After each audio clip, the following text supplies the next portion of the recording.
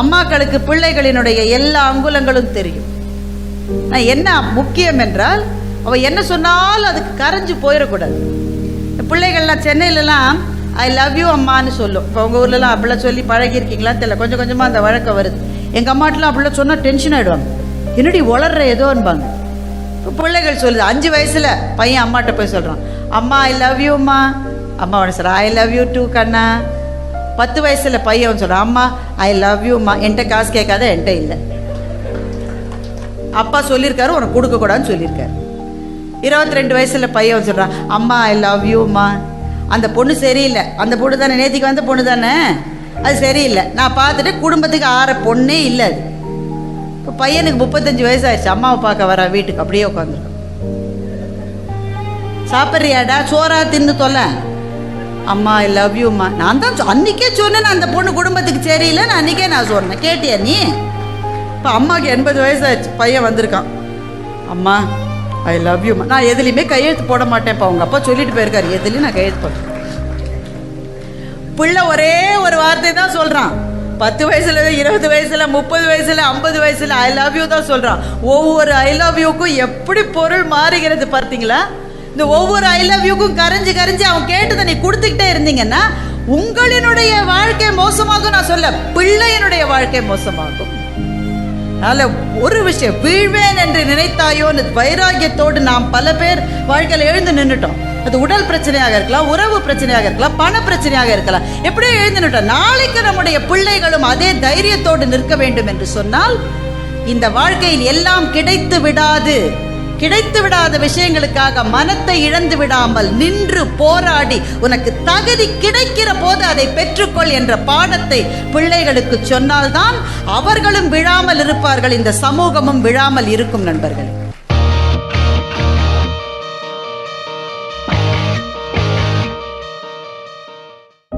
புத்தகங்கள் வாழ்க்கையை மாற்றி போடும். அதை பற்றி தான் நம்ம பேசிட்டு இருந்தோம். ஒரு புத்தகம் என்னுடைய வாழ்க்கையிலே பெரிய மாற்றத்தை ஏற்படுத்தியது. The Bite of a Mango என்று ஒரு புத்தகம். ஆப்பிரிக்காவிலே இருந்த ஒரு பெண் எழுதிய ஒரு புத்தகம். Bite of a Mango. நீங்க தமிழ்ல வந்திருக்காது, நீங்க தேடி பார்த்தாலும் அது கட்டாயமா உங்களுக்கு கிடைக்கும். அறிவற்று கமாரா என்கிற ஒரு பெண் எழுதிய ஒரு புத்தகம் அது. ஐயா ஒன்றும் இல்லையா, அவர் பாட்டுக்கு இருக்கட்டையா, எதுக்காக? ஒன்றும் பிரச்சனை இல்லையே, தொடர்ந்து பேசலாமா? சரி. அறிவட்டு கமாரா என்கிற ஒரு பெண் எழுதிய புத்தகம்.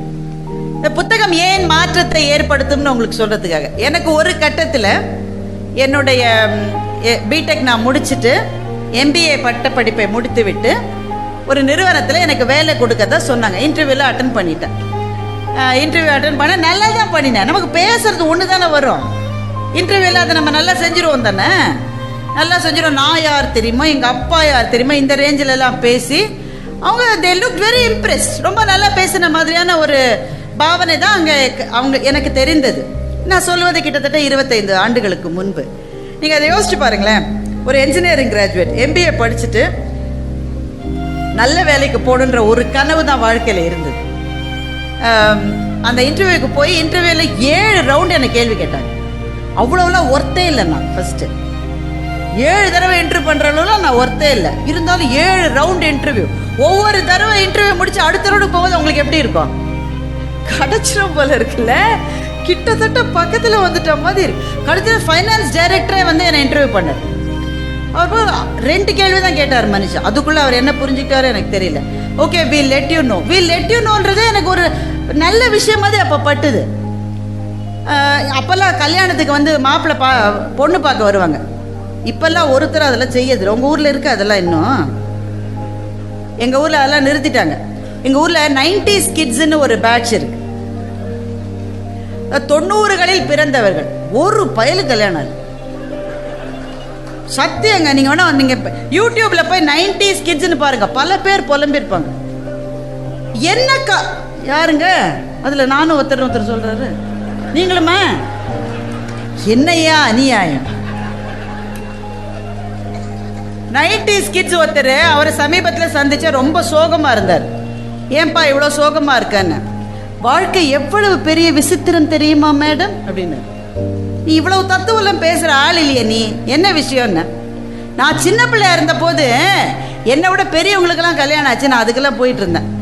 அப்புறம் என்ன ஆச்சுன்னு கேட்டேன். இப்போ நான் பெரியவன் ஆன அப்புறம் என்னை விட சின்னவங்களுக்கெல்லாம் கல்யாணம் நடக்குது, அதுக்கும் நான் போயிட்டு இருக்கேன். அப்போ நீங்கள் என்ன சொல்லுவீங்க? ஒரு ஆறுதல் தானே நம்ம சொல்லணும். கவலைப்படாதப்பா, வாழ்க்கையில் எல்லாம் நல்லபடி நடக்கணும். எல்லாம் நடக்கட்டும் மேடம். நயன்தாரா கல்யாணத்தையும் நாங்கள் பார்த்துட்டோம். இப்படியே இன்னும் கொஞ்ச நாள் உயிரை வச்சுக்கிட்டு த்ரிஷா கல்யாணத்தையும் பார்த்துட்டா நிம்மதியாக நான் போய் சேர்ந்துருவேன்றான். இவ்வளவு விரக்தியில் இருக்கிறவங்க யாரு? 90s kids. ஏன்னா அவங்களுக்கு கல்யாணமே ஆகல. என்னென்ன பிரச்சனைகள் வாழ்க்கையில் இருக்கு பாருங்க. இந்த பிரச்சனைகளிலிருந்து மீண்டு வர வேண்டும் என்று எல்லாரும், இது ஒரு உதாரணம் தான். ஒவ்வொருத்தருக்கும் உங்கள் ஆழ் மனத்துக்குள் ஏதோ ஒரு கவலை இருக்கிறது, ஏதோ ஒரு பிரச்சனை இருக்கு. உறவுகளால் வருகின்ற பிரச்சனைகள் எத்தனை பேருக்குங்க வெளியில சொல்ல முடியாதுங்க, வெளியில சொல்ல முடியாது. எனக்கு அன்றைக்கு இருந்த பிரச்சனை, அந்த ஃபைனான்ஸ் டைரக்டர் மட்டும் நான் போயிட்டு அந்த வேலையை கொடுத்துடுற மாதிரி தான். அவர் முகபாவம் பார்த்தா நமக்கு ஒரு பாசிட்டிவா தோணும் தானே, நமக்கு கொடுத்துருவாருன்னு தான் நினைக்கிறேன். வீட்டுக்கு வந்த உடனே சும்மா இருக்கலாம் தானே, நான் சும்மா தானே இருக்கணும். ஃப்ரெண்ட்ஸ் எல்லாம் கூப்பிட்டு கிடைச்சிருச்சுப்பா, கிட்டத்தட்ட கொடுக்குறேன்ட்டாங்கப்பா. என் ஃப்ரெண்ட்ஸ் யாருக்குமே அப்போ அது மட்டும் வேலை கிடைக்கல. உடனே எல்லாருக்கும் இப்போ இந்த நாய்க்கெல்லாம் கிடைச்சிருச்சு, நமக்கு கிடைக்கலையா? உடனே கிடைச்சிருச்சா, சரி பார்ட்டி வச்சிடலாம். சரிப்பா லெட்ரு வந்துடட்டும், அதுக்கப்புறம் பார்ட்டி வைக்க. லெட்டர்லாம் அவங்க அனுப்ப நாள் ஆகும்ப்பா. அப்போல்லாம் லெட்ரு தானே, இமெயில் அதெல்லாம் கிடையாதுல்ல. லெட்ரு வீட்டுக்கு. போஸ்ட்மேனுக்காக 5 மணி நேரம்லாம் வெயிட் பண்ணியிருக்கீங்களா வாழ்க்கையில்? நான் பண்ணியிருக்கேன். இந்த லெட்ரு வரும்னு. சரி லெட்ரு வர்றப்படி வரட்டும், முதல்ல பார்ட்டியை வச்சிடலாம். எங்கள் அம்மா வந்து 5 ரூபா கொடுக்கறதுக்கு 7 தடவை கேள்வி கேட்பாங்க. உண்மையை சொல்லிடுறேன், 5 ரூபா கொடுக்க 7 தடவை. அவசியமாக வேணுமா? போக பஸ் டிக்கெட் எவ்வளவு? 90 பைசா. வரத்துக்கு 90 பைசா. 1 ரூபாய் 80 பைசா தானே, எதுக்கு 5 ரூபாய் கேட்குறேன்? இந்த ரேஞ்சில் தான் எங்கள் அம்மா இருப்பாங்க. இப்படிப்பட்ட அம்மாட்டேருந்து நான் 500 ரூபாய் வாங்கிறதுக்கு என்னென்னலாம் கஷ்டப்பணிக்கணும் மனசாட்சியோடு யோசிச்சுப்பாரு. 500 ரூபாய் வாங்கி ஃப்ரெண்ட்ஸுக்கெல்லாம் பார்ட்டி வச்சாச்சு. எதனால? லெட்ரு வருது. 1 வாரம் ஆச்சு வரல, 2 வாரம் ஆச்சு வரல. இதுக்குனால இந்த பார்ட்டிக்கு கூப்பிடுற போது கட்டாயமாக வராமல் 2-3 பேர் இருப்பாங்க இருக்குல்ல. அவங்கெல்லாம் தனியாக, அவங்களுக்கெல்லாம் மட்டும் கொடுத்தியே, எனக்கே கொடுக்கல. 2வது ரவுண்டு பார்ட்டி, ரவுண்ட் 2 அவங்களுக்கெல்லாம் வேற பார்ட்டி வச்சு அதுக்கு ஒரு 100 ரூபாய் செலவு வச்சு எல்லாமே செலவழிச்சாச்சு. அப்புறம் வேலைக்கு போகுதுன்னாங்க, புது ட்ரெஸ் எல்லாம் எப்படிங்க முடியும்? யோசிச்சு பார்த்தீங்களா? அதை காலேஜுக்கு போகும்போது நம்ம என்ன கன்றாவே ட்ரெஸ் போட்டாலும், அதுவும் நான் வந்து கெமிக்கல் இன்ஜினியரா, பாதி நேரம் ஒரு வெள்ளைக்கோட்டை எங்களுக்கு கொடுத்துருப்பாங்க. என்ன கழுதைக்கு வெள்ளை கோட் கொடுத்தாங்கன்னு கடைசி மட்டும் யாருக்குமே தெரியாது. டாக்டர் மாதிரி நாங்களும் அதை போட்டு சுற்றுவோம். அதனால என்ன உள்ளே போகிறோன்றது யாருக்குமே தெரியாது. ஆனால் வேலைக்கு போனால் ட்ரெஸ் வாங்கணும்ல. எங்கள் அப்பாட்ட கேட்டு அம்மாட்ட கேட்டு புதுசாக ட்ரெஸ்ஸு, சல்வார் கம்மீஸ், புடவை, இந்த வகையால ஒரு 1000 ரூபாய் செலவு. எல்லாம் பண்ணியாச்சு. லெட்ரு தான் வரணும் பாக்கி. 4 வாரம் கழிச்சு லெட்ரு வந்தது. உங்களுக்கு தகுதி இருக்கிற அளவுக்கு எங்களிடம் வேலை இல்லை என்பதை வருத்தத்தோடு தெரிவித்துக் கொள்கிறேன். எப்படி இருக்கும்னு மாத்திரம் யோசிப்பாரு. நான் ஒன்றுமே சொல்லாமல் இருந்தால் எனக்கு கவலை இல்லைங்க. நான் ஊரெல்லாம் மோளம் அடித்து சொல்லியிருக்கேன். பார்ட்டிலாம் வச்சு செலிப்ரேட் பண்ணியாச்சு. இப்போ என் ஃப்ரெண்ட்ஸ்ட்டு சொன்னால் என்ன சொல்லுவாங்க? என் முகத்தை பார்த்து, அப்படியா, ரொம்ப சாரிப்பா, நான் அந்த பக்கம் எனக்கு முதலே தெரியும் கிடைக்காதுன்னு ஊரெல்லாம் சொல்லிட்டு தெரிஞ்சு அப்படி தானே பேசுவாங்க நம்மளை பற்றி. உறவுக்காரவங்க மாத்திரம் எவ்வளோ சந்தோஷப்படுவாங்க தயவு செஞ்சு யோசிச்சுப்பாரு. எவ்வளவு மகிழ்ச்சி. அவங்க வீட்டில் பாயசம் வச்சிருப்பாங்க. பக்கத்து வீட்டுக்காரங்க தீபாவளியா இருந்தா பட்டாசே வெடிச்சு கொண்டாடி இருப்பாங்க. இப்ப நான் எப்படிங்க வெளியில தலை காட்டுவேன்? யோசிச்சு பாருங்க நீங்க. இப்போ அந்த வயதும் அப்படி, நமக்கு அனுபவம் இல்லாத வயது. வாழ்க்கையில இன்னும் இதை விட பெருசா எல்லாம் பார்க்க போறோன்னு அப்ப நமக்கு தெரியாது தானே. இதுதான் வாழ்க்கையினுடைய ஆகப்பெரிய தோல்வி, அவமானம். அப்படின்னு உடனே எனக்கு யார் முகத்தையும் நான் பார்க்கல, யாரையும் பேசல, எவரோடையும் நான் வந்து அந்த கம்யூனிகேஷன் இல்லை. அப்படி எனக்குள்ளேயே எங்கள் அம்மா வந்து பதறாங்க. இதெல்லாம் ஒன்றுமே இல்லைப்பா, இது கிடைக்கலன்னு என்ன, நிறைய இருக்கு, லைஃப் இஸ் வெரி லாங் எல்லாம் எங்கள் அம்மா சொல்கிறாங்க. அதெல்லாம் நமக்கு இப்போ வாங்க முடியல. இப்போ மனசுக்குள்ளே தொடர்ந்து வருவது வந்து என்னென்னா, இந்த உலகத்தை விட்டு அப்படியே போயிடணும், காற்று மாதிரி கரைஞ்சி போயிடணும், எங்கேயாவது போயிடணும். அடுத்தது வந்து ஒரு ஃப்ரெண்டு முகத்தை பார்த்துட்டா முகத்தை எப்படி பார்ப்பது, பார்த்து பேசுவது முடியாது இல்லை, யாரையுமே பார்க்கக்கூடாது, அப்படியே போயிடணும், காற்று மாதிரி கரைஞ்சு போயிடணும். அந்த நேரத்தில் தான் The Bite of a Mango அந்த புத்தகத்தை நான் படித்தேன். அந்த புத்தகத்தை படித்த பிறகுதான் அடுத்த நாளே நான் வெளியில வந்துட்டேன். எல்லா ஃப்ரெண்ட்ஸையும் பார்த்தேன், எல்லாரோடைய கை கொலிக்கணும். அவங்களுக்குலாம் என்னை பார்த்தா பயமா இருந்தது. கொஞ்சம் ஏதோ லூஸ் ஆயிட்டல, என்ன இவ்வளோ ஜாலியா இருக்கா, என்னப்பா கொடுத்துட்டாங்களா வேலை, இல்லைன்ட்டா வேலையே இல்லைன்னு. அப்புறம் ஏன் சிரிக்கிற, இதெல்லாம் இல்லைன்னா என்ன, ஒன்று இல்லைன்னா ஒன்று. இந்த தைரியம், வாழ்க்கையை சந்திக்கிற தைரியம் அந்த புத்தகத்தால் வந்தது. ஏன் அந்த புத்தகத்தால் வந்தது? இந்த புத்தகத்தை எழுதிய அந்த பெண் ஆப்பிரிக்காவிலே இருக்கிற ஒரு மிகச்சிறிய நாட்டிலே வாழ்கிறது. ஜூலு கம்யூனிட்டின்னு அங்கே ஒரு ட்ரைப். அவங்க அல்ல, ஒரு கிராமத்துக்கு இன்னொரு கிராமத்துக்கும் சண்டை. ஆப்பிரிக்காவில் வந்து இந்த மாதிரியான இனக்குழுக்களிடையே போராட்டம் வந்தால் என்ன செய்வாங்க தெரியுமா? பொதுவாகவே பெண்கள் தாக்கப்பட்டால் என்ன நடக்கும் உங்களுக்கு தெரியும், நான் அதை சொல்ல வேண்டாம். எந்த போராக இருந்தாலும் சரி, ரஷ்யாவுக்கும் யுக்ரைனுக்குமான போராக இருந்தாலும் சரி, இலங்கையிலே நடந்த இனப்படுகொலையாக இருந்தாலும் சரி, சிரியாவிலே நடக்கிற அந்த பிரச்சனையாக, எந்த பிரச்சனையா இருந்தாலும் மிக அதிகம் பாதிக்கப்படுவது பெண்களும் குழந்தைகளும் தான். ஏன் போர் வேண்டாம்னு சொல்றோம்? இதுக்காக தாண்டா. சம்பந்தமே இல்லாத பெண்கள் அழியாம இருக்கணும்னாக்க போர் நடக்க கூடாதுன்னு சொல்றோம். இதெல்லாம் நடந்தது ஆப்பிரிக்காவில். அதை விட பெரிய விஷயம் என்னன்னா, அது யாரை அவர்கள் தாக்குகிறார்களோ அவர்களினுடைய கைகளினுடைய இந்த மணிக்கட்டிலேருந்து 2 கையையும் அவங்க கட் பண்ணிடுவாங்க அறிவாளால, ஒரே வெட்டு.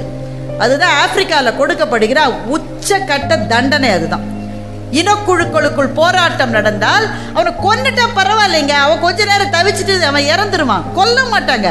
கையை அப்படி பிடிச்சிக்கிட்டு வாழால 2 கை, இந்த 2 கையுமே இல்லாம ஒரு மனிதன் எப்படி வாழ முடியும்னு யோசிச்சு பாருங்க. இந்த பெண் இருந்தாலே அவளை 2 கையையும் வெட்டி அப்படி தூக்கி போட்டுட்டு போயிட்டாங்க. 1.5 நாள் அப்படியே கடந்திருக்கா. ரத்தம் கொட்டி இருக்கு. 1.5 நாள் அங்கேயே கடந்திருக்கா.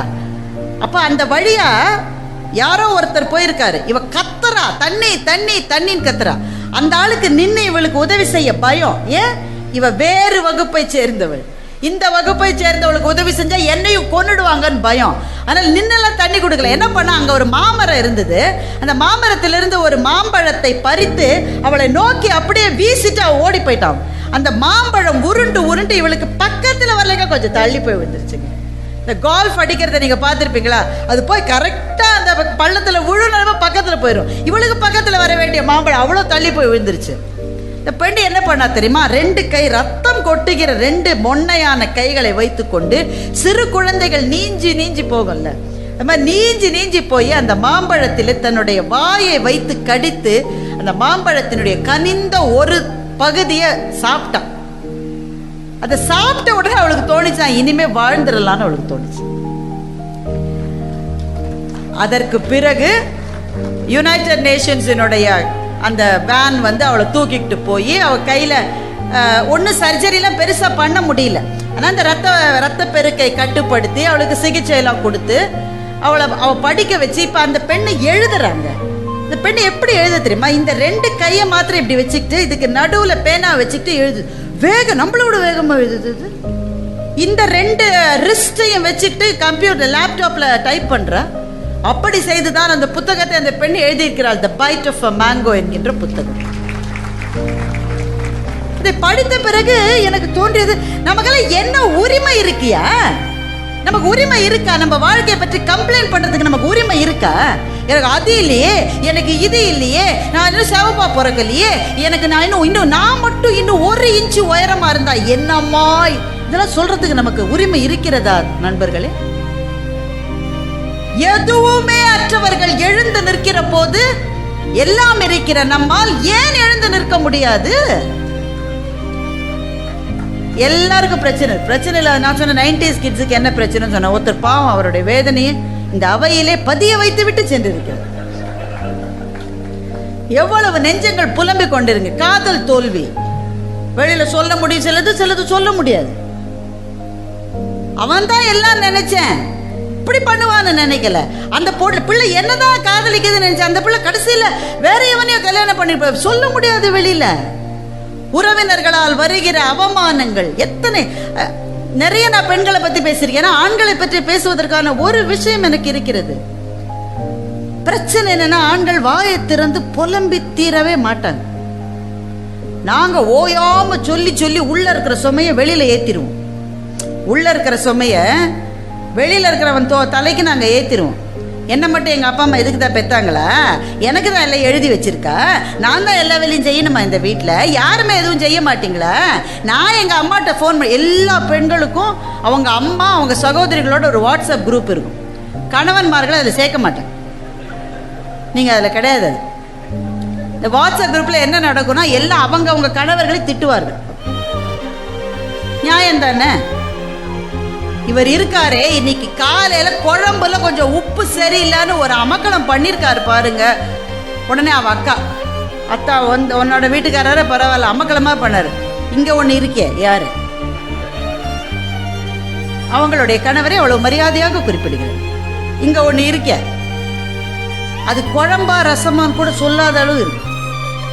அந்த அம்மா தினம் புலம்பு இருக்கு, இங்க தினம் நான் சமையல் செய்யறேன். ஒரு நாள் நல்லா இருக்குன்னு சொன்ன என்ன உங்களுக்கு? திடீர்னு ஒரு நாள் சாப்பிடும்போது அவருக்கு நினைவு வந்து, ஐயோ தினம் சொல்லுவாளே, நான் எதுவுமே சொல்லாம சாப்பிட்றேன்னு.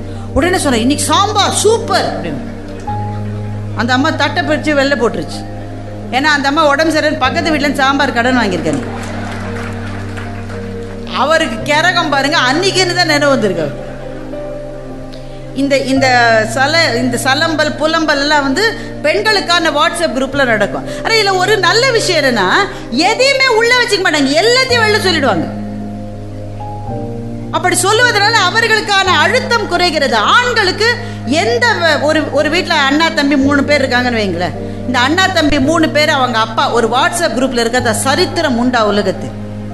சொல்லுங்க, நீங்க யாரோ ஒருத்தர் சொல்லுங்க நீங்க. ஆனா ஒரு வீட்டில் 3-4 அக்கா தங்க இருந்தா கட்டாயம் ஒரு வாட்ஸ்அப் குரூப் இருக்கும். கட்டாயத்திலையும் கட்டாயமா இருக்கும். அண்ணா தம்பிகள் ஒருவரை சரி சரி பேசுங்களேண்டா எல்லாம் மனசுல தான் இருக்கும். ஆனா அவர்களுக்கு வருத்தமே இல்லைன்னு பொருளா? அதற்கு வருத்தமே இல்லைன்னு பொருளா? சரி, எவ்வளவு ஆண்கள் சார் இங்க அரபு நாட்டுக்கு போற போது சில சமயம் நாங்க விமானத்துல சந்திப்போம். சொல்லுவாங்க, மேடம் வேலை கிடைச்சது மேடம், குவைட்ல பஹ்ரைன்ல வேலை கிடைச்சது மேடம். என்ன வேலைன்னு நினைக்கிறீங்க? உள்ள நேர போய் சிஓவா ஏசி ரூம். அதுக்கு வழி இல்லைங்களே பாவம். கார்த்தால 4 மணிக்கு கன்ஸ்ட்ரக்ஷனுக்கு போகணுங்க. ஏன் 4 மணிக்கே வேலைக்கு போறாங்கன்னா 10 மணிக்கு மேல வேலை செய்ய முடியாதுங்க. வெயில் 55 டிகிரி. காலையில 4 மணிலேருந்து 10 மணிக்கு வேலை செஞ்சுட்டு திரும்பி வந்துடணும். இப்படி வேலை செய்வதற்காக ஒத்துக்கிட்டு போறோம். எதுக்கு போறோம்? அக்கா தங்கச்சி கல்யாணம் பண்ணா அப்பா கடன் வாங்கியிருக்காரு 10 லட்சம், இதை அடைக்கிறதுக்காக போறான். என்ன சொல்லி அனுப்புறாங்க? தம்பி ஒரே ஒரு வருஷம்டா, நீ ஒரு வருஷம் வேலை செஞ்சுட்டு திரும்பி வந்துடுறா, நம்ம எல்லா கடனையும் அடிச்சுட்டு நிம்மதியா இருக்கலாம்டா, ராஜா மாதிரி திரும்பி வாடா, நல்ல பொண்ணு பார்த்து, இதெல்லாம் சொல்லித்தான் அனுப்புறாங்க. யாராவது ஒரு வருஷத்துக்கு திரும்பி வர முடிஞ்சிருக்காங்க? ஒரு வருஷம் கழிச்சு வந்து என்னம்மா பணம்லாம் அனுப்பிச்சிட்டேனே, கடனை அடைக்கிறதுக்கு முன்னாடிடா உங்க அப்பா ஒரு வீடு கட்டிடலாம்னு சொன்னார். உங்க அக்காவோட உங்க மாமா வந்து ரொம்ப கரைச்சல் கொடுத்தாரு, ஒரு செயின் மோதிரம்லாம் போடும்படி. எப்படி போகும்னே தெரியாது. ஆனா அவன் 10 வருஷம் ஆனாலும் அவன் திரும்பி வர மாட்டான். 10 வருஷம் அதே வெயில்ல தான் அவன் இருப்பான். ஊருக்கு வர்றதே கூட 5 வருஷத்துக்கு ஒரு 6 வருஷத்துக்கு ஒரு தாங்க வர முடியும் அவனால. இந்த வேதனையை யாரிடம் போய் சொல்லுவது என்றால் சொல்லவே மாட்டான், தனக்குள்ளேயே வச்சுட்டு இருப்பான். எத்தனை ஆண்கள் உறவுகளால் அவமானப்படுத்தப்படுகிறார்கள். அண்ணா தம்பி மத்தியில் மரியாதை கிடையாது. எவ்வளவு செஞ்சாலும் நல்ல பேர் கிடையாது. எவ்வளவு செஞ்சாலும் நல்ல பேர் கிடையாது. என்ன செஞ்சிட்டீங்க? என்ன செஞ்சீங்க? ஊரை செய்யாதது இல்லாம நீங்க செஞ்சீங்க. பக்கத்து வீட்டுல பாருங்க, இருக்கா இல்லையா? இந்த அவமானத்தால் வலிக்கிற மனசு. ஆபீஸ்ல வேலைக்கு போறோம், எல்லா ஆபீஸ்லயுமா ரொம்ப சிரிச்சுக்கு சந்தோஷமாவே இருக்காங்க. அங்க அவமானப்படுத்துகிற ஒரு பாஸ் இருப்பாரா மாட்டாரா சார்? ஒண்ணும் இல்லை சார், சில அலுவலகங்களில் சில பேருக்கு கொள்கைகள் இருக்கும். நான் சம்பளத்துக்கு மேல 1 பைசா கூட வாங்க மாட்டேன்னு கொள்கை இருக்கும். அந்த அலுவலகத்தில் இருக்கிற எல்லாருமே அப்படி இருப்பாங்கன்னு உறுதியா சொல்ல முடியுமா? அப்ப வாங்காதவர் அவங்க எப்படி டார்ச்சர் பண்ணுவாங்க? வாங்குகிறவன் வாங்காதவர்கள் மத்தியிலே சிறுமைப்படுத்தப்படுகின்றான். இத்தனை மனசுல, எல்லா மனசுல இருக்க மனுஷ பயலுடைய மனசு இவ்வளவுதான் சொல்றாங்க. இந்த சின்ன மனசுக்குள் கடல் அளவு பிரச்சனைகள், கடல் அளவு பிரச்சனை. எத்தனை காயங்கள், எத்தனை வலிகள், எத்தனை வேதனைகள் தாங்கிக்கிட்டு வாழுகிற வாழ்க்கையில எல்லாருக்கும் ஒரு சமயம் இப்படியாவது வாழணுமா? இதுக்கு பிறகாவது நம்ம வாழணுமான்ற எண்ணம் வராத ஒரு மனிதன் கூட உலகத்திலே இருக்கவே முடியாது. இந்த மனிதர்களை பார்த்து தான் எங்கள் மகாகவி பாரதி சொன்னான், தேடிச்சோறு நிதம் தின்று பல சின்னஞ்சிறு கதைகள் பேசி மனம் வாடி துன்ப மிக உழன்று பிறர் வாட பல செயல் புரிந்து நரை கூடி கிழப்பருவம் எய்தி கொடும் கூற்றுக்கு இறையென பின் மாயும் வேடிக்கை மனிதர் போல் நான் வீழ்வேன் என்று நினைத்தாயோ என்று எங்கள் மகாகவி சொன்னார். இது மகாகவி தனக்குத்தானே சொல்லிக் கொண்டது. 39 வயதிலே அவர் இறந்துட்டாரு. வறுமையை கூட அவன் தாங்கிடுவான். அவனால் தாங்க முடியாது. என்னன்னா அவன் கவிதைகளுக்கான அந்த ரெக்கக்னிஷன் இருக்கு பாருங்க, அவனுடைய மறைவுக்கு பிறகுதான் வந்ததே தவிர வாழுங்காலத்தில் மகாகவிக்கு கிடைத்த மரியாதைகள் மிக குறைவு. அன்றைக்கு இருந்த தமிழ் புலவர்கள் பல பேர் பாரதியை கவிஞன் என்று ஏற்றுக்கொள்ளவே இல்லை. இதுதான் நிதர்சனம். அன்றைக்கு இருந்த புலவர்கள், ஏன்னா இவனுடைய கவிதையில காவடி சிந்து நடையில எழுதுறான், மக்களுக்கு பாமரர்களுக்கு புரிய வேண்டும் என்றதுக்காக எளிதாக எழுதுகிறான். இதெல்லாம் கவிதையே கிடையாது என்றுதான் அன்றைக்கு பாரதியை பற்றி விமர்சனம் இருந்தது. இதை வாங்கி கொண்டு வீட்டிலே வறுமை, ரெக்கக்னிஷன் இல்லை, அவன் நினைத்தபடி தேச விடுதலைக்காக குரல் கொடுக்க முடியவில்லை. இந்த சூழலில் தான் மகாகவி பாரதி இதை சொன்னான். ஆனால் நண்பர்களை, இந்த கவிதை ஒவ்வொருவரின் வாழ்க்கையிலும் ஏதோ ஒரு நேரத்தில் உங்க கைக்கு வந்து நிற்கும். நீங்கள் இதை அந்த சோதனை வருகிற போது உங்களை பார்த்து உங்களை அவமானப்படுத்தினவர்களை, உங்களை கேவலப்படுத்தினவர்களை, இவனெல்லாம் மேலே வரவே மாட்டான், உருப்பிடவே மாட்டேன். அநேகமாக நிறைய ஸ்கூல்ஸில் வந்து சொல்லுவாங்க அதை பிள்ளைகள்கிட்ட, நீ ஆடு மேய்க்கத்தான் லாய்க்கு, நீ மாடு மேய்க்கத்தான். அந்த காலத்தில், இந்த காலத்தில் சொல்ல முடியாது ஆசிரியர். அந்த காலத்தில் சொல்லுவாங்க, நீ ஆடு மேய்க்கத்தான் லாய்க்கு, நீ இதை செய்யத்தான் லாய்க்கு. இதிலிருந்து மீண்டு வந்தார்கள் என்று சொன்னால் மனசுல அந்த வைராகியம் வேணுங்க. நீ என்னையா என்ன சொல்லுது, நான் எந்திரிச்சு நின்று காட்டுறேன் பாரு, அந்த வைராகியம் இருக்கிறதே. அதைத்தான் ஒற்றை வரி கவிதையாக பாரதி சொன்னான், நான் வீழ்வேன் என்று நினைத்தாயோ என்று சொன்னான். ஒவ்வொருவரும் சொல்லிக் கொள்ள வேண்டிய ஒரு விஷயம், நான் விழமாட்டேன், எழுந்து நிற்பேன். எழுந்து நிற்பேன்னு சொல்லிட்டு இருக்கிற போதே ஒருத்தன் காலை வாரிடும், திரும்ப ஒரு தடவை விழணும். எத்தனை முறை விழுந்தாலும் தோல்வியாளன் யார் தெரியுமா? திரும்ப எழுவதற்கு முயற்சி செய்யாதவன் தான் தோற்றவனே தவிர கீழே விழுந்தவன் தோற்றவன் அல்ல. எத்தனை முறை கீழே தள்ளப்பட்டாலும் திரும்ப திரும்ப, உங்க வீட்டுல செலந்தி வந்து அந்த இது கட்டுறதை நீங்க பார்த்துருக்கீங்களா? அப்படியே அடிச்சு விடுவீங்க, கீழே விழுந்துரும். ஒரு 5 நிமிஷம் கழிச்சு வந்து பாருங்களேன், திரும்பவும் கட்டும். இப்பதான் நான் அடிச்சேன், திரும்ப அடிங்க. ஒரு 10 நிமிஷம் கழிச்சு வந்தா திரும்ப கட்டிருக்கும். யார் அந்த சிலந்தி பூச்சிக்கு சொன்னது, நீ தளராத முயற்சியினால் உன்னால் வெற்றி பெற முடியும் என்று யார் அந்த சிலந்திக்கு சொல்லி கொடுத்தது? வீட்டுல சின்ன பிள்ளை நீஞ்சறது பார்க்க எழுந்து நிக்க முயற்சி செய்ய பார்த்திருக்கீங்களா? கீழே விழுந்துரும், உடனே ஓடி போய் அப்பா அம்மா அதை தூக்குவாங்க. தூக்கி நீ உட்காருப்பா, இப்ப எதுக்குப்பா நிக்கிற, இப்பதானே 7 மாசம் ஆகுதுன்னு அந்த பக்கம் போறதுக்கு திரும்ப உடனே அது திரும்ப விழும்.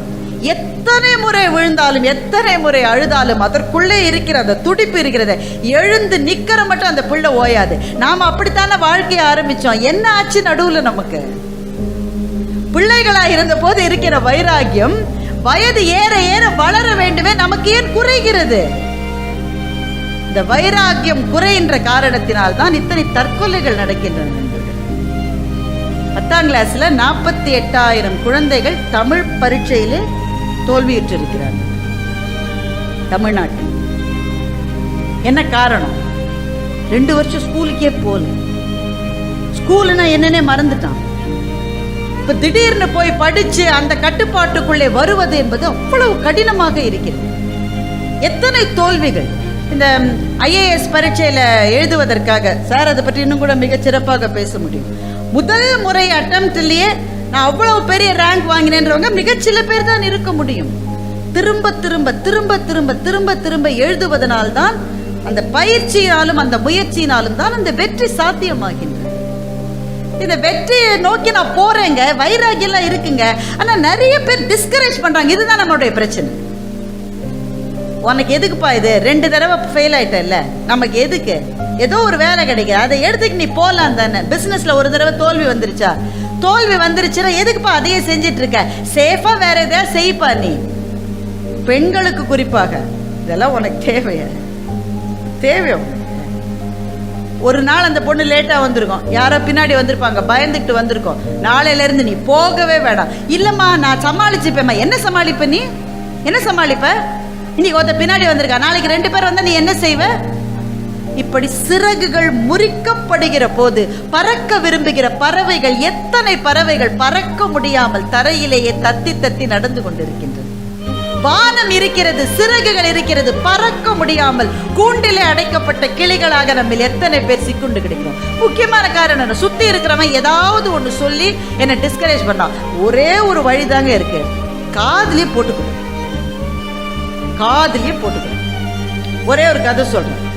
ஒரு காட்டுல ஒரு கழுதைக்கும் ஒரு புலிக்கும் சண்டை வந்து, கழுதை சொல்லிச்சு புல் வந்து நீல கலர்ல இருக்குன்னு கழுதை சொல்லிச்சு.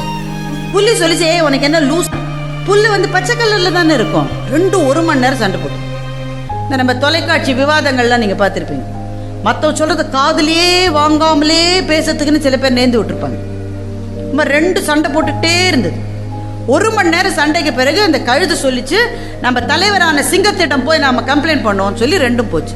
சிங்கம் அங்க உட்காந்துருக்கு.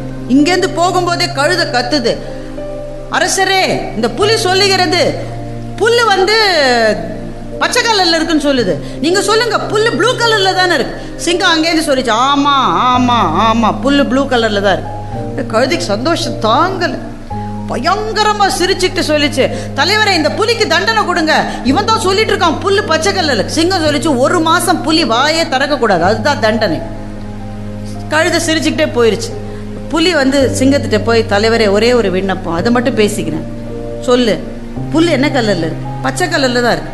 அதைத்தானே நானும் சொன்னேன், எதுக்காக எனக்கு 1 மாசம் தண்டனை கொடுத்தீங்க? நீங்க தண்டனை கொடுத்தது நீ புல்லு பச்சை கலர்னு சொன்னதுக்காக இல்லை, கண்ட கழுதையோடு 1 மணி நேரம் நீ ஆர்கியூ பண்ணிருக்கியே.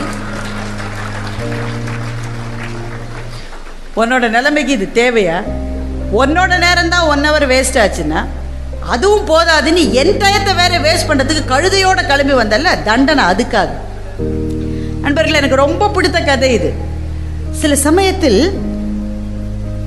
வீட்டிலே அல்லது நண்பர்களோடு அல்லது அலுவலகத்தில் சில அப்படியே ரொம்ப ஹீட்டடா டிஸ்கஷன் போயிட்டே இருக்கும்.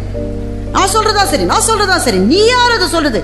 இந்த டிஸ்கஷன்ல நம்ம பிபி தான் ஏறுமே தவிர கடைசியில் அவர்களை நம்மால் மாற்றவே முடியாது. ஏன் மாற்ற முடியாது என்றால் அதுக்கு ஒரு ஜென் கதை இருக்கிறது. ஒரு மன்னன் ஒரு ஞானியிடம் போய் கேட்டான், ஞானியே எனக்கு ஞானத்தை கொடுனா. அவர் குரு அப்படி பார்த்தா, சரி முதல்ல டீ சாப்பிட்டுட்டு அப்புறமா ஞானம் கொடுக்குறேன்னு டீ கப்பு கொடுத்தாரு. அதில் டீயை ஊற்றினார். Full cup நிறைஞ்சிருச்சு. அவர் ஊற்றிக்கிட்டே இருக்கார். டீ எல்லாம் வெளியில் வழிஞ்சு ஓடுது. அப்படி மன்னன் சொன்னா, ஞானி ஃபுல்லாக கப்பு ஃபுல்லாகிடுச்சு, நீங்கள் டீ விட்டுக்கிட்டே இருக்கீங்களே, வெளியிலலாம் போகுதே. இந்த ஞானி சிரிச்சுக்கிட்டே சொன்னார், இந்த கோப்பை போல நீ உன்னுடைய அபிப்பிராயங்களால் நிரம்பி இருக்கிறார். நான் வெளியிலேருந்து என்ன சொன்னாலும் உள்ளே இறங்காது. இந்த கோப்பையை கவிழ்த்து விட்டு எம்டி கப்பா வாப்பா, அப்போதான் நான் சொல்கிறது உனக்கு உள்ளே போகுன்னு. நம்மை சுற்றி இருக்கிற பல பேர் ஃபில்டு டீ கப் மாதிரி, முழுமையாக நிரப்பப்பட்ட டீ கோப்பைகள் போல. நாம் சொல்லுகிற கருத்துக்கள் அவர்களுக்கு உள்ளே போய் அவர்களை மாற்றும் என்று நினைக்காதீர்கள். அவரவர்களுடைய ஞானம் அவரவர்களுடைய மனத்தில் இருந்து தான் எழுந்து வர வேண்டும். நீங்கள் பேசுவதனால யாரும் திருந்த போதில்லை. இப்படி நீங்க சொல்லலாமா? நீங்க ஒரு பேச்சாளராக இருந்து இப்படி சொல்லலாமா? நான் சொல்லுவது அன்றாடம் பேசுவது. ஒவ்வொரு வீட்லையும் உறவுகளுக்குள்ள எவ்வளவு பெரிய பிரச்சனை, கணவன் மனைவி பிரச்சனை, சண்டை போட்டு சண்டை போட்டு சண்டை போட்டு சண்டை போட்டு சண்டை போட்டு சலிச்சு போய் பேச்சே இல்லாமல் அந்த உறவு கிடைக்கிறது. பல வீடுகள் பேச்சே கிடையாது. என்ன காரணம்? அந்த அம்மா சொல்றது அவருக்கு பிடிக்கல, அவர் சொல்றது அந்த அம்மாவுக்கு பிடிக்கல. நான் என்ன சொல்றேன், பேச்சு சில நேரங்களில் தோற்று போகிற போது பேச்சை விட மௌனம் மிகப்பெரிய சக்தியாக இருக்கிறது. இந்த உலகத்தின் எல்லா மொழிகளிலும் சக்தி வாய்ந்த மொழி எது என்றால் மௌனம் தான் சக்தி வாய்ந்த மொழி. சில நேரங்களில் உங்களுடைய சொற்கள் புரிய வைக்காததை உங்களுடைய மௌனத்தால் புரிய வைக்க முடியும்.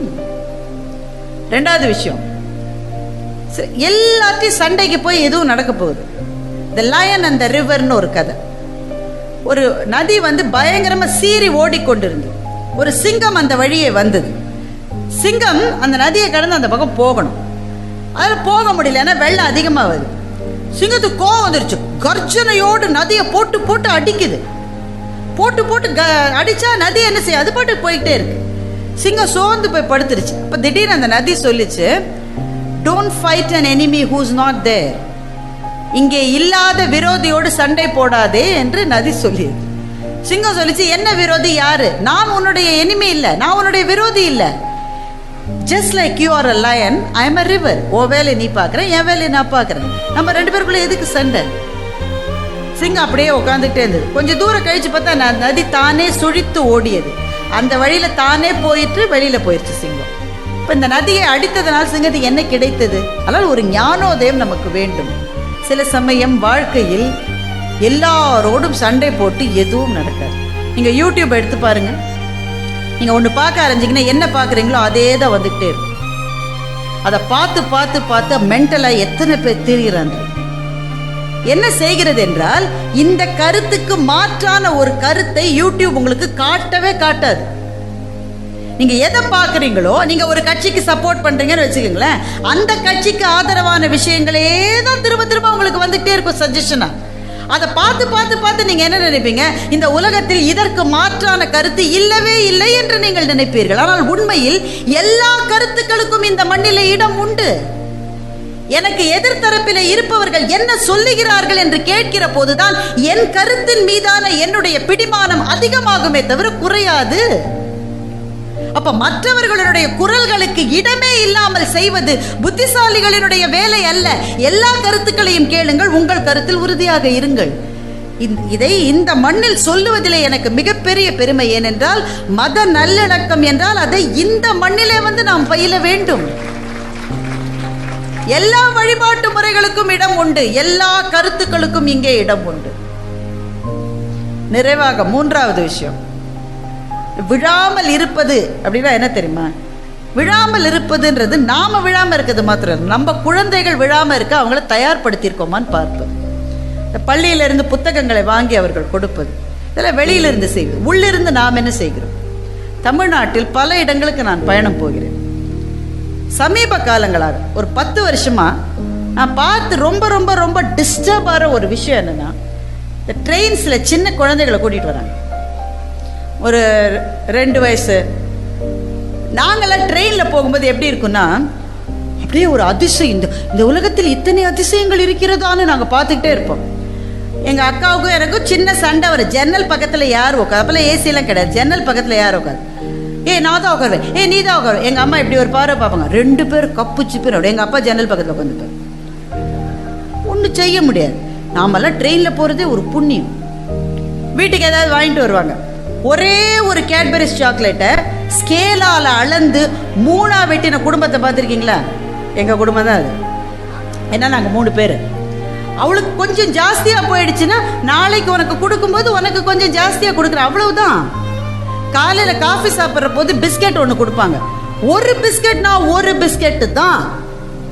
ஆமாம் ஆமாம் ஆமாம் ஆமாம், இன்னொன்று கொடுமா, இன்னைக்கு இல்லைம்மா நாளைக்கு பார்த்துக்கலாம் அப்படின்னா ஒரு பேச்சு பேசாமல் அடுத்த நாள் அம்மா பிஸ்கட் கொடுப்பான்ற ஒரே நம்பிக்கையில் வாழ்ந்த வாழ்க்கை தான் நம்முடைய வாழ்க்கை. ஆனால் இன்னைக்கு நான் ட்ரெயினில் பார்க்குறேன், 2 வயசு குழந்தை நடுராத்திரி 12 மணிக்கு எந்திரிச்சு இந்த நிமிஷம் எனக்கு லேஸ் சிப்ஸ் கொண்டான்னு கேட்குது. லேஸ் சிப்ஸை கூட அப்பாவும் அம்மாவும் கண்ணு தங்கம் ஸ்டேஷன் வந்த உடனே உங்கள் அப்பாவை உருட்டி விட்டாது லேஸ் சிப்ஸ் வாங்கிட்டு வர சொல்கிறேன் தயவு செஞ்சால். அந்த குழந்தை தனக்கு 2 அடிமைகள் இருக்கிறார்கள் என்ற நினைப்போடே வாழுகிறது நண்பர்கள். தனக்கு 2 அடிமைகள் இருக்கிறார்கள். அவன் இப்படி திரும்பறதுக்குள்ள அவன் கையில் கொடுக்கும், அவன் அப்படி பார்க்கறதுக்குள்ள அதை கொண்டு வந்து கொடுக்குறான். இந்த உலகத்திலே இதுவரை எந்த குழந்தையும் பிறந்ததே இல்லை. இவங்களுக்கு தான் முதல் முறை குழந்தை பிறந்திருக்கு. இப்போ மற்ற பயணிகள் வந்து அப்ஜெக்ட் பண்ண, ஜெயமோகன் இதை பற்றி எழுதியிருக்கிறார். மற்ற பயணிகள் சில சமயம் சொல்றாங்க, என்னங்க இந்த பிள்ளை ராவெல்லாம் கத்திட்டு, பிள்ளைனா அப்படித்தான் ஆழும், நீ வேணா கீழே அடுத்த கம்பார்ட்மெண்ட் வாங்க. அவன் எதுக்கு அடுத்த கம்பார்ட்மெண்ட்? காசு கொடுத்து அவன் புக் பண்ணியிருக்காயா?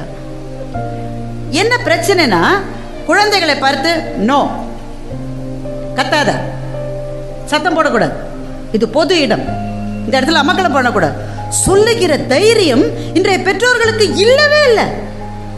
இந்த குழந்தை என்ன, அதுக்கு தாத்தா பாட்டி இன்னமும் ரொம்ப மோசம். அப்பா அம்மாவாவது கொஞ்சம் தேவையில்லை, தாத்தா பாட்டி இருந்தால் தூக்கிக்கிட்டே திரியிறாங்க. எத்தனை வயசு மட்டும்? 5 வயசு மட்டும். எதுக்குங்க பிள்ளைக்கு 6 வயசு பிள்ளைக்கு சோத்தை பிசைஞ்சு வாயில ஊட்டணும்? அதுக்கு தெரியாது. என்ன கேட்டாலும் வாங்கி கொடுப்பது, என்ன சொன்னாலும் செய்வது. என்ன குமார் அடிச்சுட்டான்னா உடனே ஒரு படையை திரட்டி கொண்டு குமார் வீட்டுக்கு போய் குமாரை இவங்க அடிக்கிறது. அப்புறம் குமாரோட வீட்டில் இருந்து அவன் நம்முடைய மொக்கசாமி வந்திருக்காக, மற்ற நம்ம உறவினர்கள்லாம் வந்திருக்காகன்ற ரேஞ்சில் அவங்க எல்லாரையும் கூட அவங்க இவங்களோட என்ன இது ரெண்டும் கடைசியில் விளையாடிட்டு கிடக்கு. குடும்பமே பகையாய் நிற்குது. ஸ்கூல்ல பிள்ளைய ஒரு டீச்சர் அடிக்கலைங்க, அடிக்க முடியாது. அவரை கேளுங்க, அடிச்சா அவ்வளோதான், அடுத்த நாள் ஜெயிலில் இருப்பீங்க. கையை தூக்கினாரே ஜெயிலில் வச்சிருவாங்க. அந்த டீச்சர் சொல்றாரு, என்னடா ஏன்டா ஹோம்ஒர்க் பண்ணல? இது ஒரு டீச்சர் கேட்கக்கூடாது. அடுத்த நாள் குடும்பத்தோட பக்கத்து வீட்டு ஆயா, எதிர் வீட்டு நாயெல்லாம் கிளம்பி போய் ஸ்கூல்ல இந்த ஆசிரியரின் பிள்ளைக்கு மன உளைச்சலை ஏற்படுத்தி விட்டார். என்ன சொன்னாரா? படின்னு இருக்கார், வேற எதுவும் சொல்ல. இப்ப குழந்தைகளின் மனசுல எதை விதைக்க தவறி விட்டோம் என்றால், வாழ்க்கையில ஏமாற்றங்கள் வரும் அப்படின்னு சொல்லுவதையே தவிர்த்து விட்டோம் நாம்.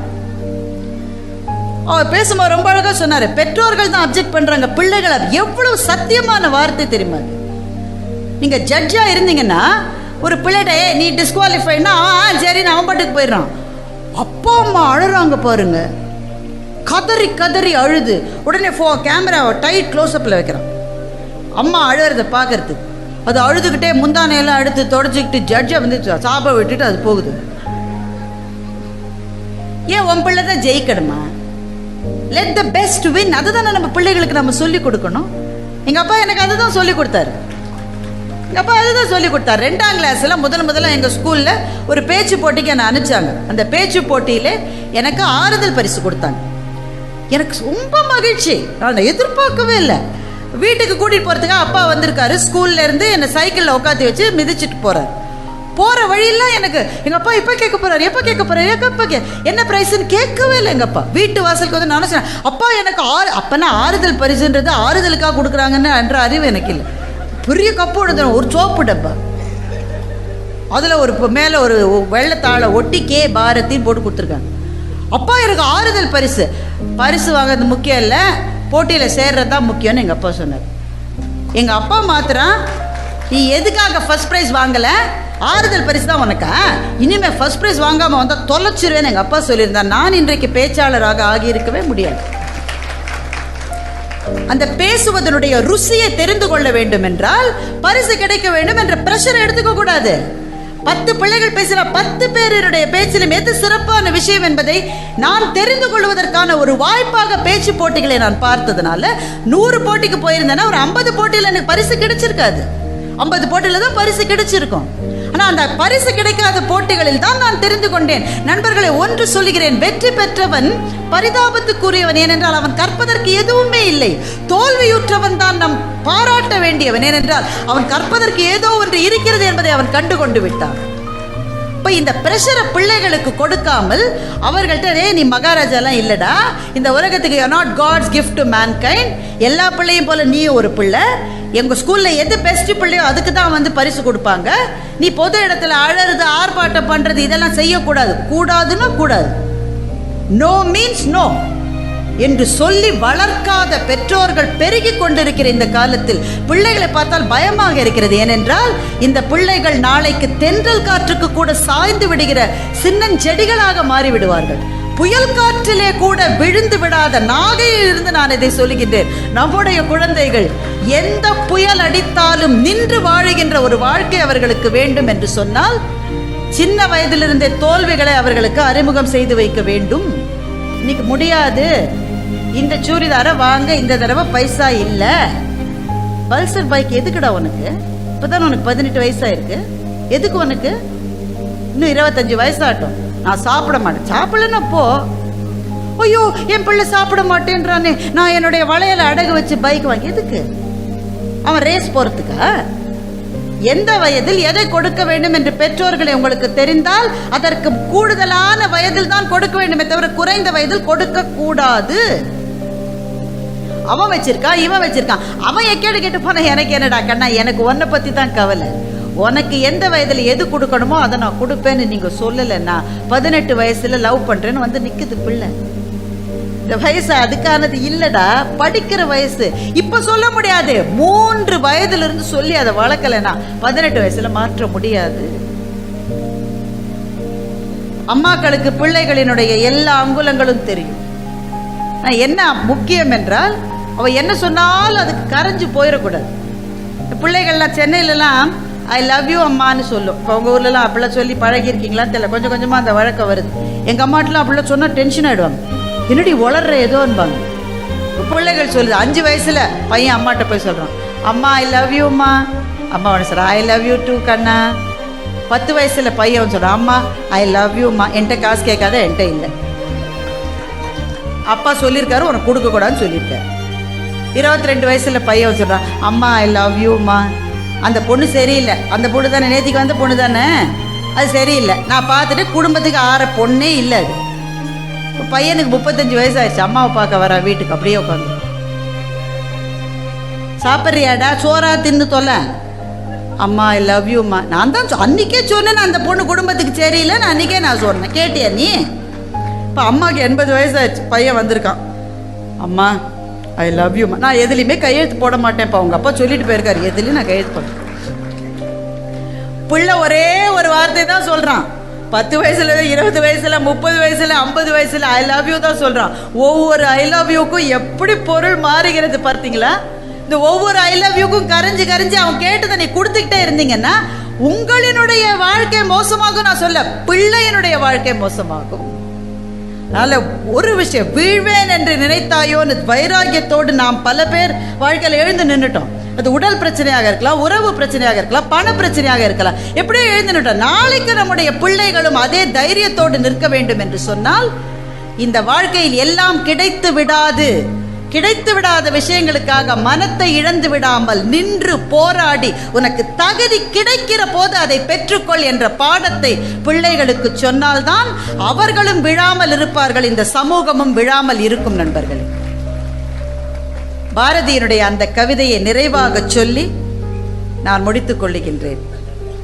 தேடிச்சோறு நிதம் தின்று பல சின்னஞ்சிறு கதைகள் பேசி மனம் வாடி துன்ப மிக உழன்று பிறர் வாட பல செயல் புரிந்து நரை கூடி கிழப்பருவம் எய்தி கொடும் கூற்றுக்கு இறையென பின் மாயும் வேடிக்கை மனிதர் போல் நான் வீழ்வேன் என்று நினைத்தாயோ என்று விதியை பார்த்து பாரதி கேட்டான். நாம் ஒவ்வொருவரின் மனதுக்குள்ளும் பாரதி வாழ்கின்றான். இந்த புத்தக கண்காட்சியில் உங்களுக்கு எந்த புத்தகம் பிடித்திருக்கிறதோ அதை படியுங்கள். இதைத்தான் படிக்க வேண்டும் என்று யாரும் உங்களுக்கு ஆர்டர் போடவே முடியாது. உங்க மனசு எதை தேடுகிறதோ அதை படியுங்கள். அந்த புத்தகத்துக்குள்ளே இருக்கிற விதை நாளைக்கு விருட்சமாக வளர்ந்து மலர்ந்து உங்கள் வாழ்க்கையை செம்மையாக்கட்டும். அடுத்த முறை நாகப்பட்டினத்துக்கு நான் வருகிற போது நான் பார்க்க விரும்புகிற விஷயம், 2 பேர் ஒருவரை ஒருவர் சந்தித்து கொண்டால், நல்லா இருக்கீங்களா, பிபி எவ்வளவு, சுகர் எவ்வளவு, டாக்டர் போனீங்களா, மருந்து சாப்பிட்டீங்களா, அக்கா என்ன புடவை வாங்கினீங்க, என்ன மதினி, என்ன நகை போட்டீங்க என்று அந்த விசாரிப்புகள் இல்லாமல் இப்ப என்ன புத்தகம் படிச்சுட்டு இருக்கீங்க என்று விசாரிக்க ஆரம்பிப்போம். ஏனென்றால் ஒவ்வொரு புத்தகமும் ஒரு மனதை விரிவாக்குகிறது. ஒரு மனம் விரிவாகிற போது மானுட சமூகமே விரிவாகிறது. அந்த விரிவாக்கத்தை நோக்கி நடைபோட நடத்தப்படுகின்ற இந்த புத்தக கண்காட்சியை ஏற்பாடு செய்திருக்கின்ற கலெக்டர் அவர்களுக்கும் துணையாய் நிற்கின்ற அனைத்து அலுவலர்களுக்கும், இங்கே புத்தக கடைகளை அமைத்திருக்கின்ற பதிப்பாளர்களுக்கும், தங்களுடைய எழுத்துக்களால் தமிழ் மண்ணை வளம் மிளிரச் செய்து கொண்டிருக்கின்ற இந்த தமிழ்நாட்டின் எழுத்தாளர்களுக்கும் என்னுடைய நன்றியையும் வணக்கத்தையும் சொல்லி, இத்தனை நேரம் இருந்து கேட்ட, எனக்காக பிரார்த்தனை செய்த அன்புள்ளங்களான உங்களுக்கும் நன்றி சொல்லி முடிக்கின்றேன். நன்றி.